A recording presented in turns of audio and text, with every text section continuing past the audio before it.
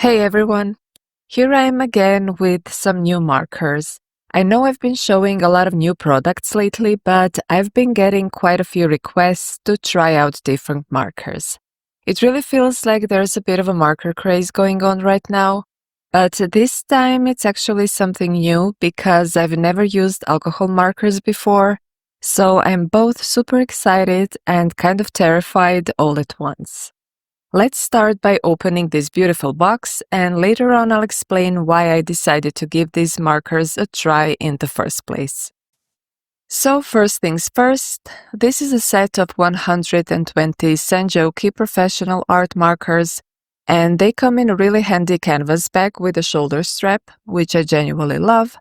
Inside the bag, along with the markers, you also get an A5 sketchbook with marker-friendly paper, a set of white label stickers, a color chart, and a plastic sheet to protect the pages underneath while coloring. Each pen comes with two tips, a chisel tip and a fine tip. I'll be honest here, I'm not really used to chisel tips and I felt a bit clumsy using it, maybe it's just me. So I ended up using the fine tip the whole time, and I have to say it was really nice and efficient to work with. When I started swatching the markers in color groups, I quickly noticed that some of the colors looked very different on paper compared to the color on the cap, so I immediately knew I'd need to use the label stickers, color in one myself and stick it directly on the marker just to have a better idea of what I'm actually using. It also came in handy for marking which tip was which, so I wouldn't have to keep checking every time. It took me a while, not gonna lie, but it was actually a lot of fun to try out all the colors this way. I did notice there were a lot of reds that looked very similar, which was a bit unusual to me, but the rest of the colors were nice and vibrant. In the end, I had to go through every marker and put on a custom colored sticker, and honestly, it worked out great. I'm not someone who plans colors ahead or picks out all the markers I need from the start. I'm more of a let's see what this color does kind of person. And since I switch markers often while drawing, I'm definitely not a fan of guessing colors, so this trick ended up being super effective and has helped me a lot. So let me explain why I even wanted to try these markers after avoiding them for so long in coloring books. I have a feeling that the whole alcohol marker craze in the coloring world might be connected to a new, younger wave of colorists, ones who prefer simple, cozy, quick-to-feel, one-sided coloring books. And in those kind of books, alcohol markers are hugely popular since they're perfect for filling in sections quickly and smoothly. Now, I used to be absolutely terrified of these markers for one very specific reason. In our coloring community, most coloring books were double-sided, and for us old-school colorists, that's right, I said it, old school, it was super important that the medium doesn't bleed through to the other side. But then something funny happened. My niece and nephew recently got a coloring book and started coloring together. They just discovered this new trend, and when I told them I've been offered alcohol markers, they were so excited and immediately asked if they could try them. So I asked them very seriously, but doesn't it bother you that the ink bleeds through to the other side? And they just looked at me and went, so? That really caught me off guard, and I was wondering, am I making a big deal out of this because they do have a one-sided book? So I decided to look through my own stash and realized I actually have quite a few one-sided coloring books. I could have just printed some pages from digital books, but I wanted to step out of my comfort zone. I wanted to sacrifice a page just for the fun of it, to destroy it in my own way and not worry about what happens to the other side.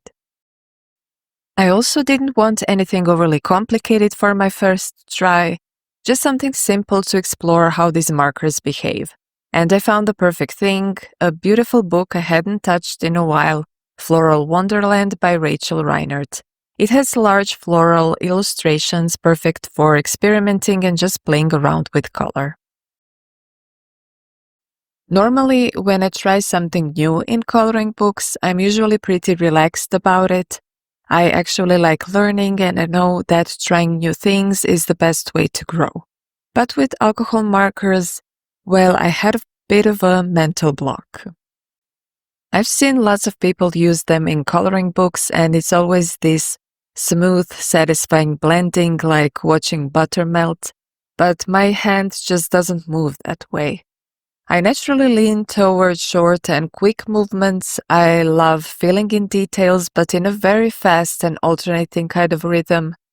And that's exactly how I approach these markers, even though I'd read that you're supposed to go slowly and gradually, part by part, to avoid the paper overabsorbing and even cracking from too much ink.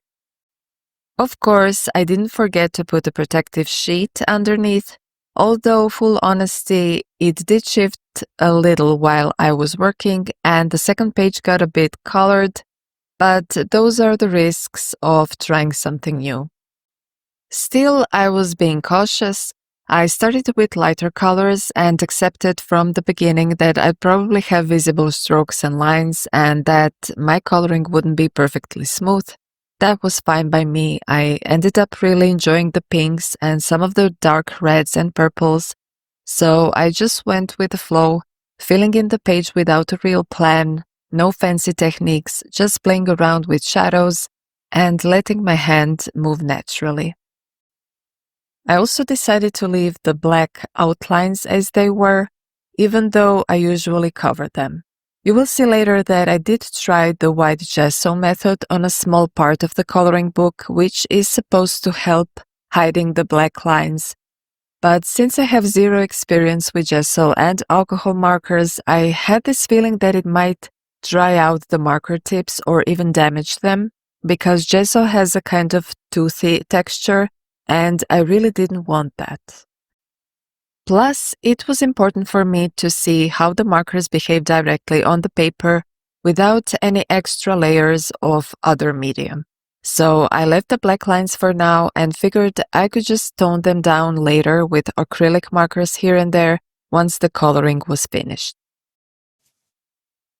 Before I started coloring this page, I did a few quick tests on different papers, and I noticed that the ink can spread a little on paper that's not made for markers.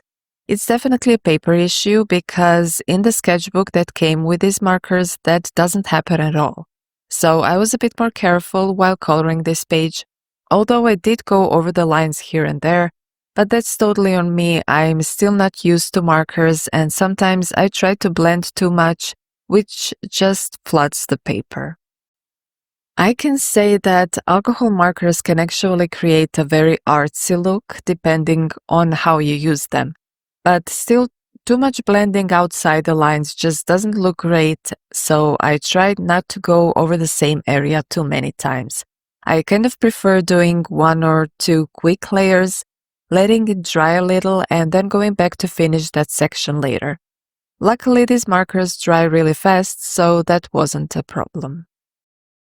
Now, with alcohol markers, it's super important to start with lighter colors because you can't really go back and paint over dark areas. And even though I know that from watercolor, I still manage to mess it up, especially on the fruit. I added too many dark tones, so I'll try to bring back some highlights later with acrylic markers on top. So yes, this page will be full of little mistakes, but I can already say that markers give you a lovely sense of freedom while working. They feel really good in the hand, and even though I still have to get used to the pressure of knowing that one wrong stroke with a dark marker can ruin a section, it's still so satisfying to fill in shapes this way. The colors are vibrant, and it's actually a pretty fast medium. The fine tip is great for details, but it also works surprisingly well when you need to cover larger areas quickly. And when it comes to the color selection, there are so many nice lighter tones that blend beautifully, so you can easily create some lovely shading and value. The colors really are a pleasure to work with. At the very end, I tried adding a bit of colored pencil, mostly on the flower, and of course it worked really well, but for now I decided not to overcorrect anything. Here and there I just covered a few black lines with acrylic markers just to soften them a little, and that's it for this page for now. Honestly, I really enjoyed using the markers, and I felt inspired to play with them more. I didn't even think about doing a background this time, even though I was tempted a few times, but I've decided to try that only in a sketchbook first, just to be safe. Actually, right after finishing this page, I had the urge to jump into my sketchbook and test more things, but before that, I just wanted to show you something quickly, a little test I did in one of Joanna Basford's coloring books.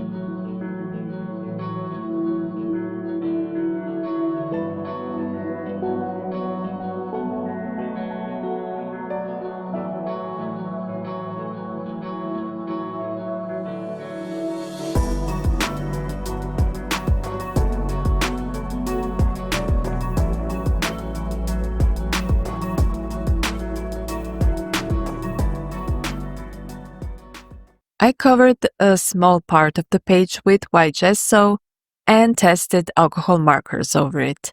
It actually worked really smoothly, and what surprised me the most, there was nothing on the other side of the page, except for one little spot, but it is the part I didn't cover with gesso. So technically it is possible to use alcohol markers in double-sided books if you work really carefully and prep the paper. But I still wouldn't dare. These markers have kind of won me over, and I don't want to risk damaging them. If you've tried using alcohol markers over gesso in coloring books, especially over a larger area, please let me know how it went. I only did a small test, and while it seemed fine, I'm not sure how safe it is for the markers in the long run. So if you have more experience with that, I'd really appreciate your input, just so I don't get too tempted to try it again on a bigger section. And finally, I drew a simple shelf just to test the sketchbook a bit. And of course, I went overboard with little details. I just can't help myself, but it was so much fun to color this way. The ink didn't bleed outside the lines, and I really enjoyed playing with more colors this time. Even though I tend to grab markers randomly, it was all really satisfying and easy to control. I also gave the blender marker a proper try here, and this is when I actually understood how useful it is. If you go over the lines, you can erase most of the color with the blender if you go over it a few times, which is so cool. It even helped me with shadows in places where I was a bit hesitant. And honestly, it reminded me of watercolor at times, the way you can let the colors run, build layers with lighter and darker shades, and blend into that soft, dreamy effect. It might not be the correct technique for markers, but I love the result. It's a great way to reduce harsh strokes and build depth gradually, which feels really forgiving.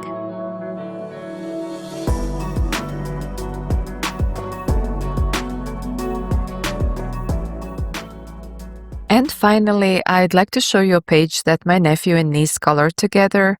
Here you can really see how smooth and beautiful markers can be for coloring surfaces in these coloring books. I asked them for feedback, and they said the markers are wonderful to use and are definitely their favorite coloring medium right now, just as I expected. When I asked about blending, they said it's good, maybe not perfect if there's too much difference in shades, but overall very enjoyable to work with. They had no complaints. And I noticed the same thing, and I'm really glad I gave them a try. If you're a beginner and want to try alcohol markers, I'd recommend this brand. The colors are beautiful, the markers behave nicely, and the case is really practical. You can fold it up to stand next to you on the table and just pull out the markers as you need. It seems to be of good quality. I definitely want to use these markers again for quick coloring. My nephew and niece are always after them, so we'll see soon how long they last too. Feel free to share your thoughts. or experiences in the comments. Thanks for watching, and you can find all the information about the materials in the description. See you next time!